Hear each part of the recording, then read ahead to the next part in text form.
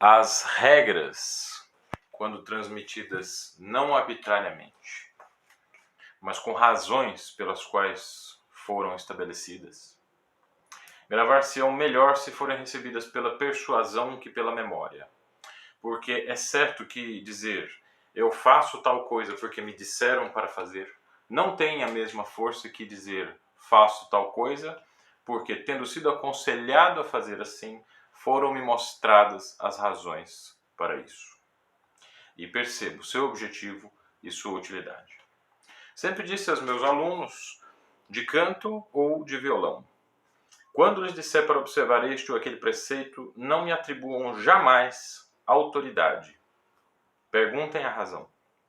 E se não a tenho forte o bastante para persuadi-los e satisfazê-los, devem reduzir muito a confiança com a qual me honraram com respeito à ciência. Fernando Sor, no seu tratado para violão, publicado em 1830, aqui numa tradução de Guilherme de Camargo, disponível na web, no USP Teses e no próprio site do Guilherme de Camargo. Tá aí para baixar para vocês à vontade, para lerem o texto, conferir aqui. Esse trecho que eu li está na página 56. É uma espécie de súmula, quer dizer, um resumo, assim, uma síntese maravilhosa da maneira como Sor pensava, as razões pelas quais ele pensava dessa forma, e ao mesmo tempo um grande testemunho da filiação que Sor tinha ao pensamento iluminista, a essa era tão controvertida, tão, digamos, turbulenta, né, que a Europa viveu ali em torno da Revolução Francesa, em torno dos ideais da Revolução Francesa. É uma época que colocou na ordem do dia as palavras racionalidade, razão, contestação da autoridade absoluta, como se nós pudéssemos substituir a autoridade conferida por um poder divino por uma racionalidade, né, que colocasse à luz do dia as razões pelas quais as coisas funcionam bem de uma maneira, funcionam melhor de uma maneira do que de outra. Esse momento digamos assim, extremamente importante que a gente lembre desse momento na nossa era, na época que nós estamos vivendo, né, com um descrédito tão grande da ciência, e o que é muito contraditório, que nós estamos passando por um momento que é muito fácil conferir o método que levou ao estabelecimento de determinadas regras. E como nós temos vários métodos de violão diferentes, temos vários tratadistas que escreveram sobre a técnica do instrumento de acordo com pontos de vista muito diferentes, nós podemos fazer um grande inventário das razões pelas quais os tratadistas escolheram um determinado caminho e não outro. Faz um certo tempo já aqui no canal que eu estou me esforçando para deixar com vocês uma descrição contextual dos estudos das peças fáceis, né, do Opus 35 do Fernando Sor. Já fiz um vídeo sobre o estudo número 9, sobre o número 8. Hoje nós vamos falar do estudo número 3. Não estou seguindo a ordem cronológica nem a ordem de dificuldade, estou seguindo a ordem que vai me permitir falar com mais clareza, talvez, né, a respeito desses princípios. Quais eram esses princípios que nortearam a construção teórica e composicional do Fernando Sor, tá bem? Canal Conversa de Violonista, Luciano Moraes, doutor em música pela Universidade de São Paulo. Peguem vocês a cópia que vocês têm dos estudos Opus 35, esse é o número 3, tá certo? Numerem os compassos para a gente saber exatamente a quais a gente está se referindo e vão percebendo comigo como que o Sor constrói a noção de técnica básica, aquilo que Sor encontrava como sendo essencial, como sendo importante, como sendo fundamental para que um violonista dominasse. E com esse domínio básico, o violonista poderia aí galgar todos os estágios necessários a se tornar um violonista profissional. O estudo número 3 do Fernando Sor, ele é basicamente um estudo de terças. Tá? Vocês podem, tem zilhões de gravações aí no YouTube, vocês podem procurar, estudo Opus 35, número 3. É fundamentalmente um estudo de terças. Sobre o estudo de terças, é importante falar duas coisas, principalmente. Primeiro, que as terças são um procedimento que você obtém a partir da ação conjunta da mão direita. Você precisa de pelo menos duas cordas que soem ao mesmo tempo. Né? Aí eu botei uma sexta intrusa aqui, mas nós precisamos de duas cordas, então precisamos de uma ação conjunta de dois ou mais dedos da mão direita. Então esse estudo se projeta, vamos dizer, na direção da prática de acordes. Ele é um preparatório para a prática de acordes. Esse estudo, assim como o estudo número 11, como o estudo número... Enfim, tem uma série de estudos aqui, o estudo número 7, tá? E eu fiz um levantamento desses do Opus 35, são vários estudos do Opus 35 que trabalham com ação conjunta, quer dizer, que trabalham com acordes. E a base dos acordes para SOR são os intervalos de terças e sextas. Duas coisas importantes a falar a respeito dessa preparação técnica. A primeira delas é que SOR empregava somente 3 dedos na mão direita, ele raramente usava o dedo anular. Podem olhar todas as partituras, todas as obras de Fernando Sor, elas podem ser tocadas com um emprego muito econômico do anular. Na maioria das vezes que ele escreve acorde de 5 notas, ou mesmo acorde de 4 notas, ele está pensando em um arpejo, nem que seja um arpejo muito rápido, por exemplo, com cordas vizinhas, né? É um arpejo mais rápido que isso. Ele quer o polegar tocando 2 cordas ao mesmo tempo. E há várias razões pelas quais esse tipo de abordagem funcionava muito bem, obrigado, no violão que Sor usava. Talvez o violão moderno precise de uma abordagem técnica diferente, mas existe uma vantagem esplêndida de começar o aprendizado do violão usando só o dedo indicador e médio. É a independência que a gente adquire com esses 2 dedos e o treinamento, vamos dizer assim, eu vou chamar de treinamento por afinidade, que o anular vai sofrendo, né? Ele sofre um treinamento por afinidade. Como ele é um dedo muito grudado no médio, quanto mais a gente pratica o dedo médio, mais o anular também vai assimilando esse movimento. Quando chega a hora de usar o anular meio que já sabe os caminhos para se produzir um som bom, um som forte, um som consistente. O processo não é tão fácil assim quanto eu estou descrevendo, mas ele tem a sua razão de ser. Até hoje eu costumo usar esse critério para dar aula para crianças, por exemplo. É muito raro, muito raro não, acho que com criança quase nunca faço isso, né? A gente começa a ensinar a criança de 8 a 12 anos de idade, tocando só com indicador e médio, não tem o menor problema. E isso prepara o uso do anular mais para frente, tá? Então essa é a primeira observação que tem que ser feita a respeito desses estudos do Sor e também da sua obra como um todo. Ele utiliza somente o polegar, indicador e médio, tá bem? A segunda observação importante a ser feita, eu vou remeter vocês ali à página 57 do tratado. Essa observação que eu acabei de fazer, nós estamos na página 44, tá? Emprego dos dedos da mão direita, que ele explica direitinho como que é a digitação dele para a mão direita, propõe alguns exercícios interessantes. Na página 57, então, ele escreve das terças, sua natureza e digitação. O Sor parte do princípio seguinte: como 2 cordas paralelas estão afinadas no intervalo de quarta, e se eu apertar as 2 cordas na mesma casa, eu vou ter também um intervalo de quarta. Se eu diminuir a distância entre esses sons apertando um dos dedos uma nota acima, mais grave, por exemplo, eu diminuo essa distância, eu vou obter uma terça maior. Se eu uso o dedo 3, eu vou obter uma terça menor. Com base nisso e no conhecimento da escala diatônica, ele poderia dedilhar toda a escala pensando só nessa relação de onde estão as terças maiores e as terças menores. Se é uma terça menor, ele usa dedos vizinhos. Se é uma terça maior, no caso da segunda e terceira corda, ele vai usar paralelismo, mas no caso de cordas afinadas em quartas, ele vai usar dedos não vizinhos. Por isso que é tão importante a gente treinar esse fundamento principal. A gente está sempre usando dedos não vizinhos para tocar a escala em terças, e esses dedos não vizinhos podem ser tanto o 1 e 3 quanto o 2 e o 4.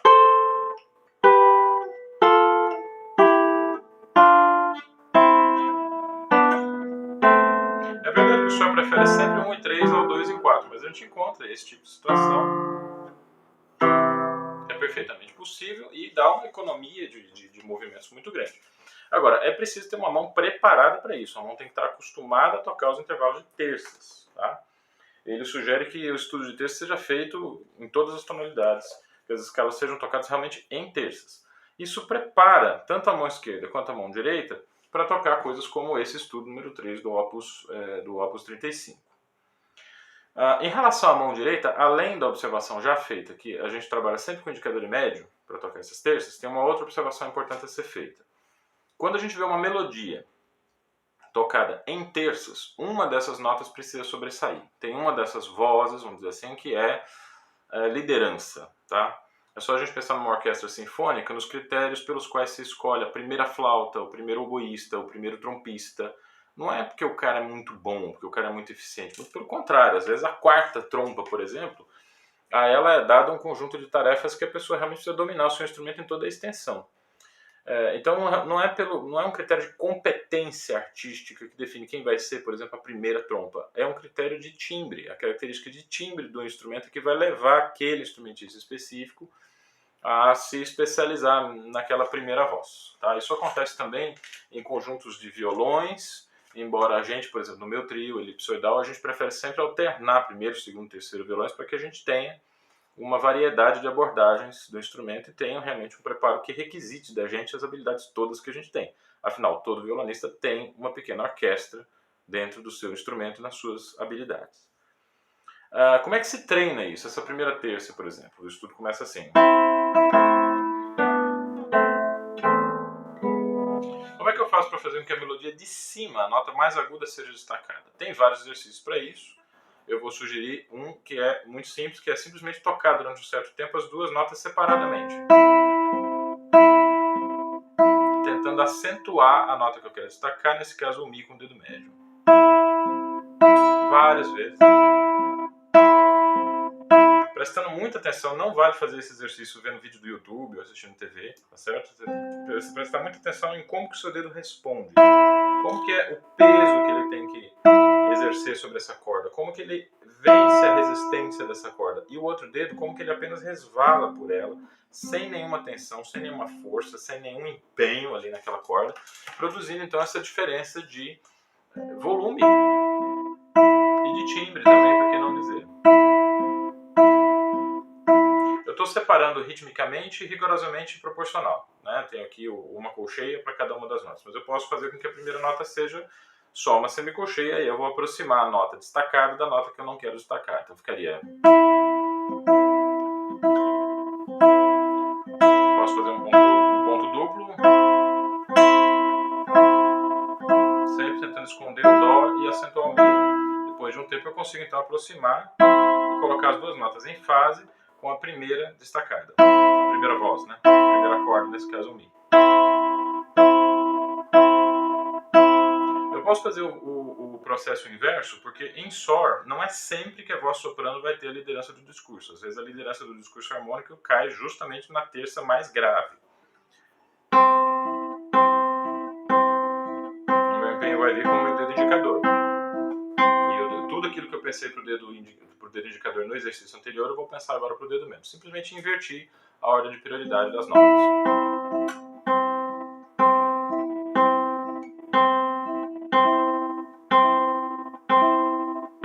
E aí eu tenho a minha terça com a nota Dó destacada. O início do estudo, a liderança claramente da primeira voz.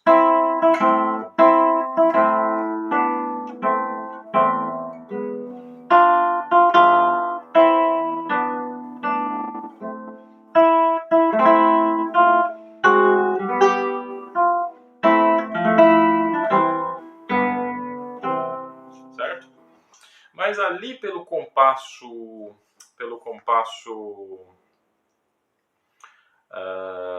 10, eu vou perceber um caso claro que eu preciso usar o indicador fazendo a liderança da condução do discurso harmônico. Então tem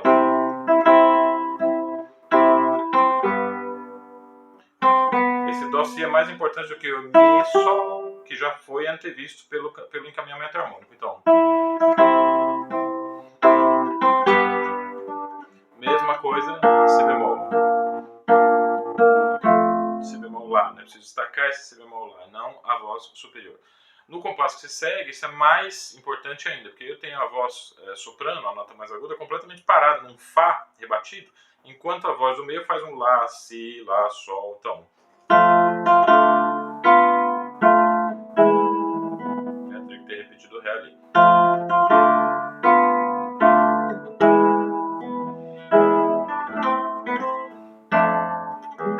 Depois a gente volta para a liderança da primeira voz, né? Então o violonista precisa desenvolver essa habilidade de destacar, né, as notas que são necessárias ser destacadas naquele contexto, apesar de estar fazendo o que ele está fazendo efetivamente é um grau conjunto, são graus de terças, mas em ação conjunta, quer dizer, tocando acordes, mas de dentro desses acordes ele vai retirar uma nota que é a mais importante para aquele discurso específico, certo?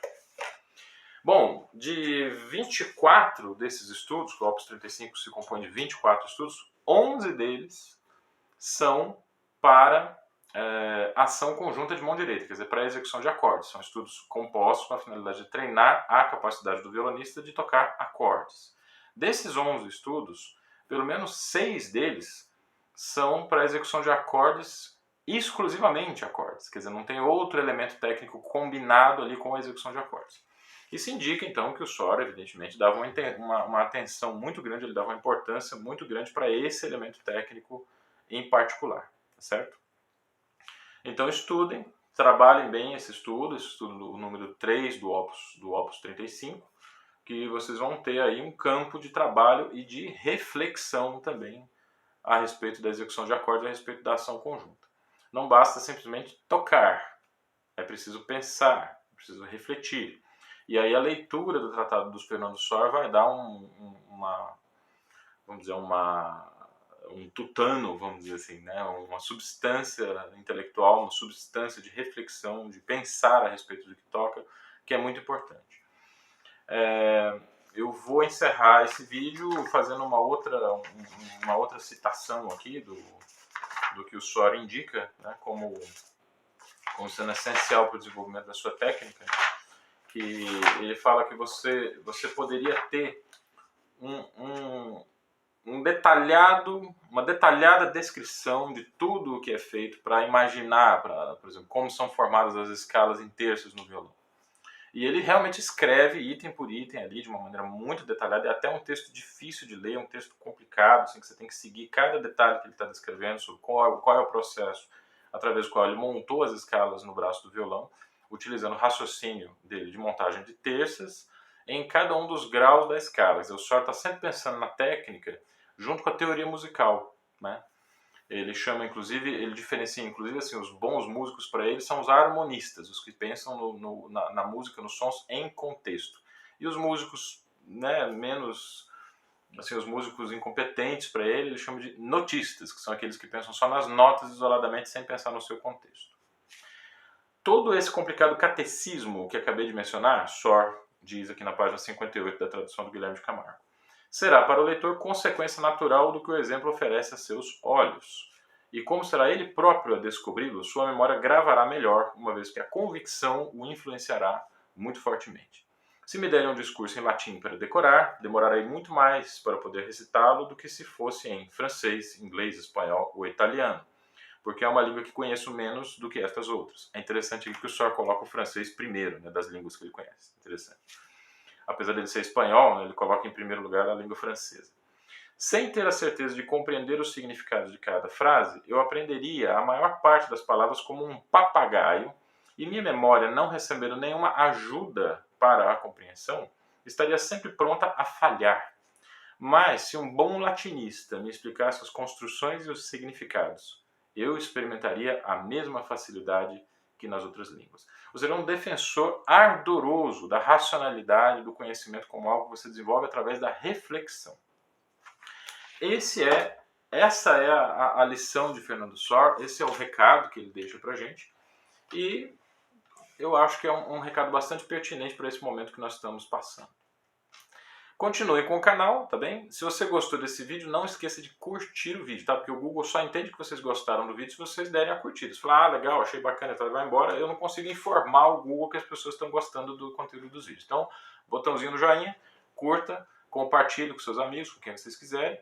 E nós estamos tentando manter esse padrão, tá? Dos vídeos que saem no sábado, ser de dicas técnicas e comentários sobre o repertório. E os vídeos que saem na quarta-feira serem mais abertos, um pouco mais amplos. Antes de encerrar o vídeo também, eu queria deixar com vocês um aviso de que eu vou fazer uma live aqui no canal com o trio Elipsoidal, com os meus queridos amigos e colegas do trio. A gente vai conversar sobre o processo de construção da interpretação dos vídeos que a gente tem na internet. Então se inscrevam no canal do Elipsoidal que vocês vão receber as novidades por lá também. E vou estar fazendo uma live também amanhã às 13 horas, no sábado, com o Davi Avancini. Isso vai ser no site do Violão, no link no canal do Violão e Ponto. E a gente vai conversar um pouco sobre técnica, estética e sobre o que mais aparecer lá com as perguntas dos usuários. Tá bem? Um abraço grande para vocês e até o próximo Conversa de Violonista.